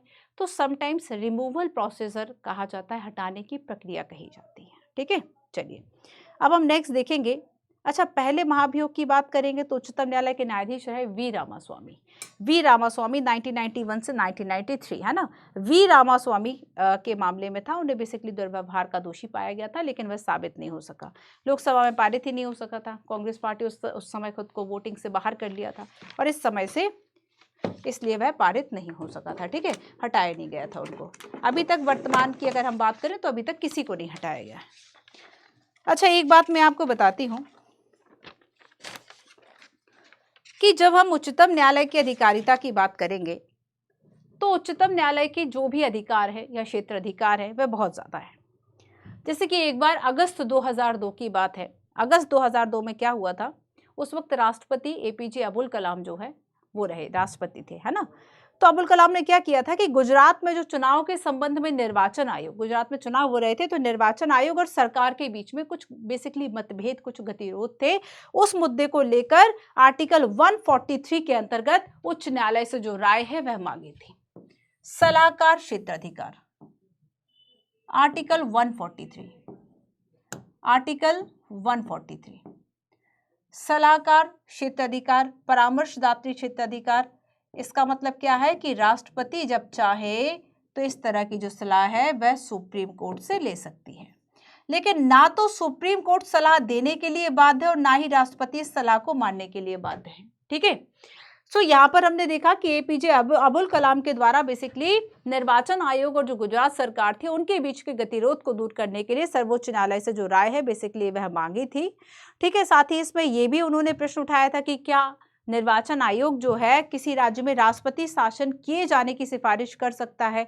मतलब इस तरह की कुछ जो बातें हैं वह सुप्रीम कोर्ट से बेसिकली राष्ट्रपति के द्वारा पूछी गई थी।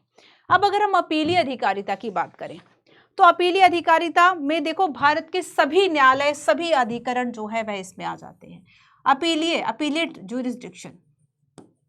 अपीलेट ज्यूरिसडिक्शन का मतलब क्या है, वही हमने देखा था कि पिरामिडिकल संरचना है और जो निम्न न्यायालय हैं वो सभी उच्च न्यायालय की एक तरह से अधीनस्थ हैं और अपील जो है वह आप कंपैरेटिवली जैसे जैसे आप स्टेजेस बढ़ती जा रही है वैसे वैसे आप अपील कर सकते हैं। तो अपील अधिकारिता की हम बात करें तो ये बहुत ज्यादा है। ठीक है, और देखो आर्टिकल अगर हम 136 की बात करें, आर्टिकल 136 कहता है कि उच्चतम न्यायालय जो है वह अपने विवेक से भारतीय भूभाग के किसी भी न्यायालय या न्यायाधिकरण के द्वारा जो भी मामले में निर्णय दिया गया है उसके बारे में अपील की अनुमति दे सकता है। ठीक है, अगर निम्न न्यायालय में कोई मामला है तो उसकी अपील या उस मामले की फिर से जो सुनवाई है वह सुप्रीम कोर्ट कर सकता है। यही अपीली अधिकारिता है। ठीक है, साथ ही इसमें यह भी कहा गया है कि जो आर्टिकल 134 है, अब इसमें कोई एक आर्टिकल नहीं है ना, इसमें आर्टिकल 136 भी है, आर्टिकल 134 भी है। आर्टिकल 134 इसके बारे में कहता है कि उच्चतम न्यायालय में अपील के लिए प्रमाण पत्र देने की जो शक्ति उच्च न्यायालय को प्राप्त है।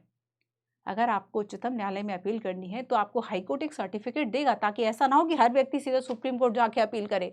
कुछ तो बीच में ऐसा फिल्टर लगाए कि वास्तव में क्या, अब सुप्रीम कोर्ट के पास वैसे ही टाइम नहीं है, सुप्रीम कोर्ट के पास ऑलरेडी 4-5 करोड़ केसेस अगर पेंडिंग पड़े हैं, तो फिर कैसे जो सुप्रीम कोर्ट है वह हर एक निर्णय के लिए पुनर्विचार, हर एक निर्णय के लिए, मुद्दे के लिए अवेलेबल हो सकता है अपीलेट के लिए। तो हाईकोर्ट ना बीच में एक सर्टिफिकेट का प्रोविजन रखती है, बट वो सर्टिफिकेट देने से भी कहीं ज्यादा उच्चतम न्यायालय के पास अपीलीय शक्ति है। ठीक है, कहीं ज्यादा है सुप्रीम कोर्ट के पास, कि सुप्रीम कोर्ट चाहे तो विशेष अनुमति दे सकता है अपील करने के लिए। ठीक है, साथ ही देखो एक बात और सुनो, उच्चतम न्यायालय ने यह माना कि अपील की अनुमति केवल वही दी जाएगी जहां पे घोर अन्याय हुआ हो, जहां पे घोर अन्याय हुआ हो, या फिर ऐसा देखा होगा कि कोई केस जो है जिस पर निर्णय दिया गया वो बहुत ज़्यादा गलत था, न्याय बेसिकली ना हुआ हो, है ना। या फिर ये कहा जाता है कि जब उच्चतम न्यायालय तभी हस्तक्षेप करेगा जब जो निम्न न्यायालय है उन्होंने न्याय की चेतना या न्याय का जो मतलब उसी को झकझोर दिया हो, तब जाके, जैसे कि कई, या फिर हम ये कहें कि न्याय के अर्थ को अगर ठेस पहुंची है, तब इस तरह के मामलों में फिर से जो अपील है वह उच्चतम न्यायालय देख लेता है। एक केस आया था हरिपद डे बनाम पश्चिम बंगाल राज्य, मैं सर्च कर रही थी बेसिकली इस केस में क्या था, है ना, मुझे बहुत समझ मिला नहीं, तो आपको पता हो तो बताना। इसके अलावा मर्तू बनाम यूपी राज्य, कई और ऐसे केसेस थे जिसमें अन्याय हुआ था निम्न न्यायालय के द्वारा, तो सुप्रीम कोर्ट ने उन केसेस को अपने पास मंगा के सुन लिया। ठीक है, क्लियर। चलो अब हम चलते हैं।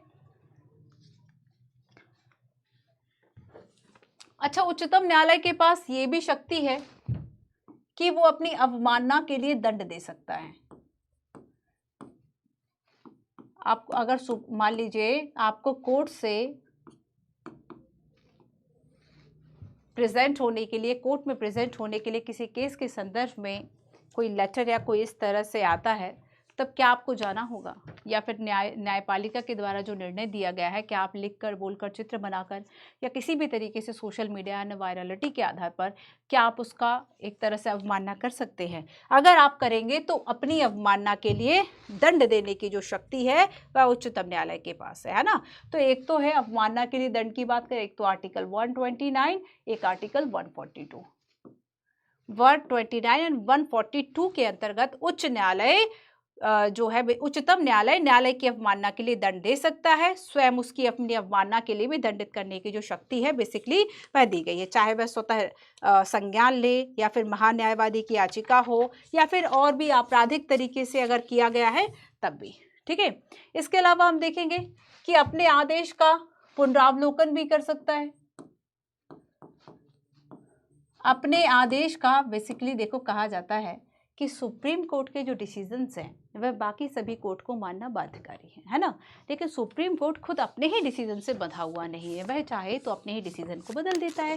जैसे कि हमने प्रथम, द्वितीय और तृतीय जज केस की बात की, न्यायाधीश केस जो कि कॉलेजियम वाले थे, उन सब में हमने क्या देखा कि एक में फैसला दिया कि परामर्श का मतलब सहमति नहीं है, तो दूसरे में कह दिया कि परामर्श का मतलब सहमति है। तो यहाँ पर क्या है कि अपने ही केस के लिए, अपनी बातों के लिए वो मानने के लिए बाध्य नहीं है, तो अपने आदेश का वो पुनरावलोकन बेसिकली वह कर सकता है। ठीक है, अच्छा एक बात और याद रखो कि बेसिकली पुनरावलोकन के बारे में अगर कोई दीवानी अधिकार है, दीवानी अधिकार जो कि राजस्व से संबंधित होते हैं, तो उसमें पुनरावलोकन का बेसिकली जो याचिका है वह स्वीकार नहीं करता है। आपराधिक मामलों में इस तरह के केसेस की पुनरावलोकन की जो याचिका है वो बेसिकली सुप्रीम कोर्ट जो है वह स्वीकार कर लेता है। अब एक और बात कि ये अभिलेख न्यायालय है ना, ये कोर्ट ऑफ रिकॉर्ड है। अभिलेख आर्टिकल 129 इसके बारे में कहता है कि ये कैसा है न्यायालय है, अभिलेख न्यायालय है। अभिलेख न्यायालय मतलब ये क्या है कि देश का जो उच्चतम न्यायालय है वह होने के कारण उसकी कार्रवाई, कार्य और निर्णय को रिकॉर्ड के रूप में रखा जाता है, अभिलेख के रूप में रखा जाता है कि विधि क्या है और समर्थन में आवश्यकता पड़ने पर उसे साक्ष्य के रूप में प्रस्तुत किया जाए। तो बेसिकली इसके जो साक्ष्य हैं वह रिकॉर्ड किए जाएं, साक्ष्य रखे जाते हैं। वही तो बात है ना कि अगर कोई केस वैसा होता है, सेम होता है इंडिया के कहीं भी, तब जो वकील है वह उसको पेश कर सकते हैं कि सुप्रीम कोर्ट ने बेसिकली इस जजमेंट में या इस केस में ये डिसीजन दिया था। तो उसी को ध्यान में रखते हुए जो बाकी कोर्ट है वह अपने डिसीजन देते हैं। तो यहाँ पर क्या है कि एक कोर्ट ऑफ रिकॉर्ड के रूप में, मतलब इसके जो साक्ष्य है बेसिकली वह रखे जाते हैं, कार्रवाइयाँ, कार्य, निर्णय, इन सभी के जो साक्ष्य है बेसिकली वह रखे जाते हैं। एक पूरा एक मेमोरी बनाई जाती है बेसिकली एक तरीके से, ठीक है। अच्छा, एक बात और देखो, किसी न्यायालय में इनकी प्रामाणिकता को चुनौती नहीं दी जा सकती। एक दफ्तरी बनाम गुप्ता एक FIR केस था जिसमें इस बात को कहा गया था कि ये बेसिकली जो, अगर हम अभिलेख न्यायालय की बात करें कि इसके अंतर्गत जो साक्ष्य रखे जाते हैं, क्या उन साक्ष्यों को चैलेंज किया जा सकता है, क्या उनको चुनौती दी जा सकती है, तो उनको चुनौती नहीं दी जा सकती है। ठीक है, क्लियर है। चलिए अब देखो, यहां पर हम देखेंगे बेसिकली कि कुछ संवैधानिक, अच्छा पहले मूल क्षेत्राधिकार की बात करते हैं। मूल क्षेत्राधिकार एक क्वेश्चन से समझा देती हूँ। मूल क्षेत्राधिकार, यूपीएससी ने 2014 में क्वेश्चन पूछा, केंद्र और राज्यों के बीच में विवादों का निर्णय करने की भारत के सर्वोच्च न्यायालय की शक्ति इसके अंतर्गत आती है। सलाहकार, अपीलीय, मूल या रिट। देखो, संघीय व्यवस्था में इस बात की पूरी पॉसिबिलिटीज हैं कि दो राज्य आपस में लड़ रहे हों।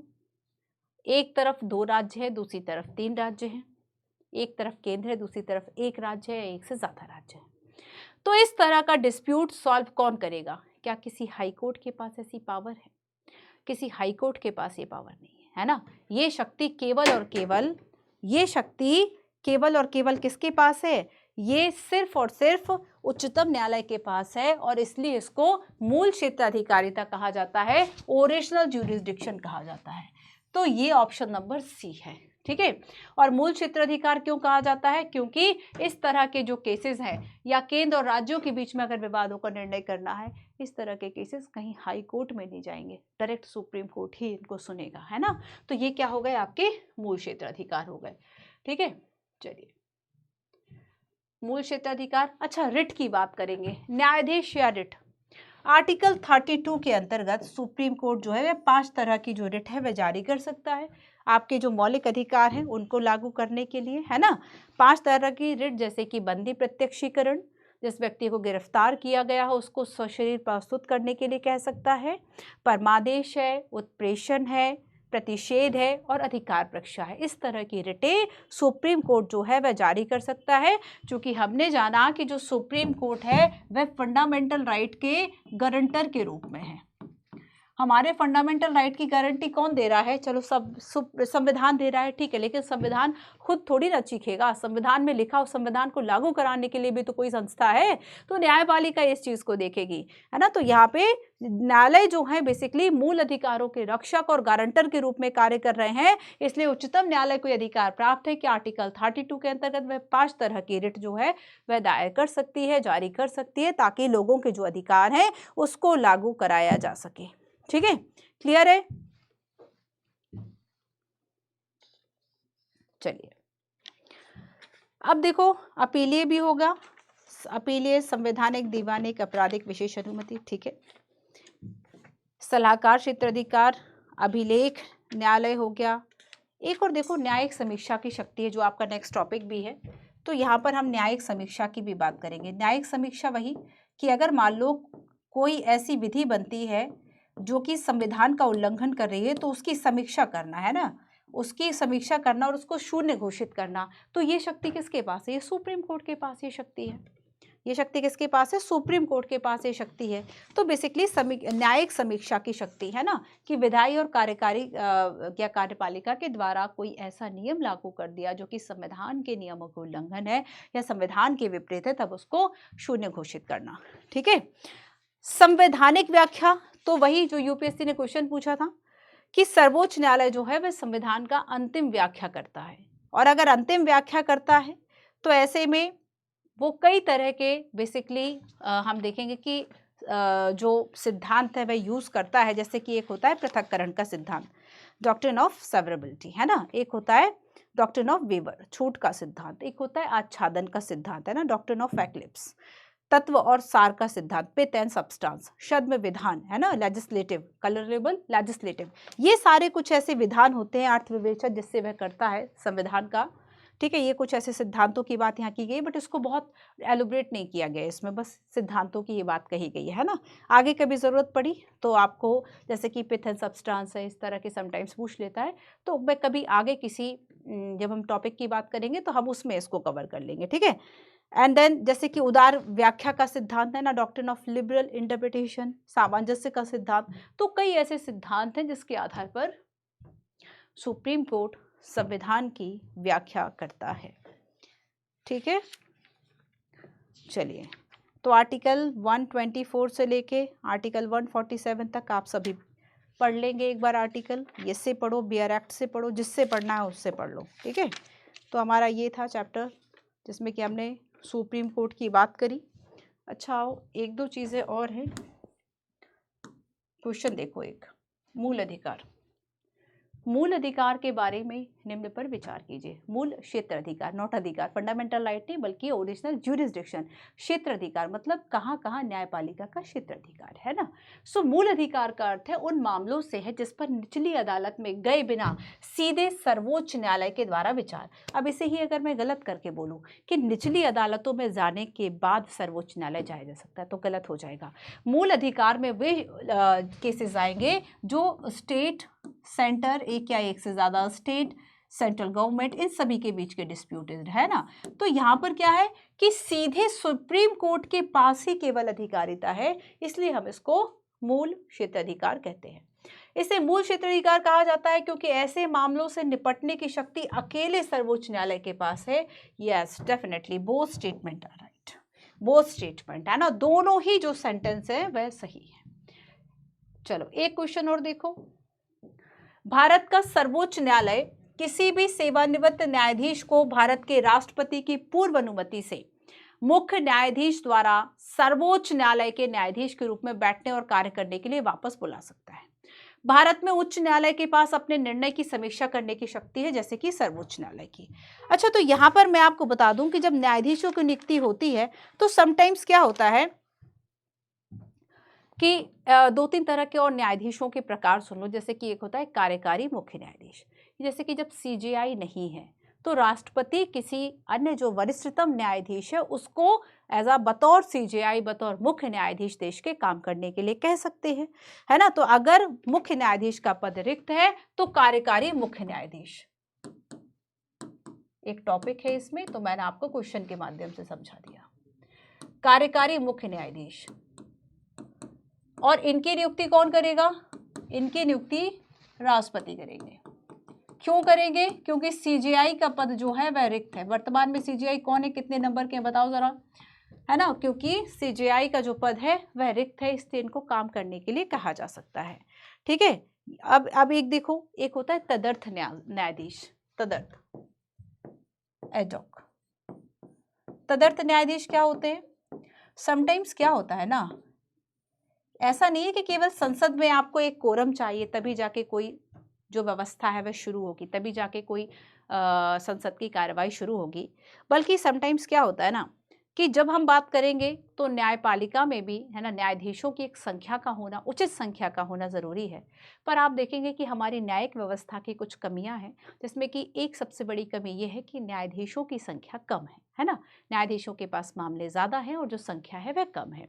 तो ऐसे में क्या होगा कि अगर कोरम पूरा नहीं हो रहा है, स्थायी न्यायाधीशों की संख्या कम है, तब कोरम को पूरा करने के लिए तदर्थ न्यायाधीश की नियुक्ति सीजेआई करेंगे, है ना। सीजेआई के द्वारा नियुक्ति होगी, बट याद रखना कि राष्ट्रपति की सिफारिश पर, पूर्व सिफारिश पर, राष्ट्रपति की पूर्व सिफारिश पर ही इस तरह की जो नियुक्ति है वह की जा सकती है। इसके अलावा अगर हम देखेंगे तो किसी भी समय भारत का जो मुख्य न्यायाधीश है, एक और तरीका है कि अगर मान लीजिए भारत का जो मुख्य न्यायाधीश है वह वह क्या कह सकता है कि जो बेसिकली सेवानिवृत्त हो चुके हैं, 65 साल के हो गए, सेवानिवृत्त हो गए, सेवा काल खत्म हो गया, तब ऐसे में इनको कार्य करने के लिए सीजेआई बोल सकता है, बट राष्ट्रपति की अनुमति के साथ ही बोल सकता है। ठीक है, राष्ट्रपति की पूरी सिफारिश में। तो कार्यकारी, तदर्थ और सेवानिवृत्त न्यायाधीश। तो कार्यकारी न्यायाधीश मतलब एक तरह से हम कहेंगे सीजेआई, एक्टिंग सीजेआई के रूप में कार्य करेंगे, वो राष्ट्रपति की नियुक्ति होगी, राष्ट्रपति नियुक्त करेंगे। इसके अलावा तदर्थ और सेवानिवृत्त न्यायाधीशों की नियुक्ति सीजेआई के द्वारा करी जाएगी, है ना। तो इसमें याद रखना दोनों ही स्टेटमेंट सही है, क्योंकि उच्च न्यायालय के पास भी अपने निर्णयों की समीक्षा करने की शक्ति है। क्लियर? आओ एक क्वेश्चन और देखो।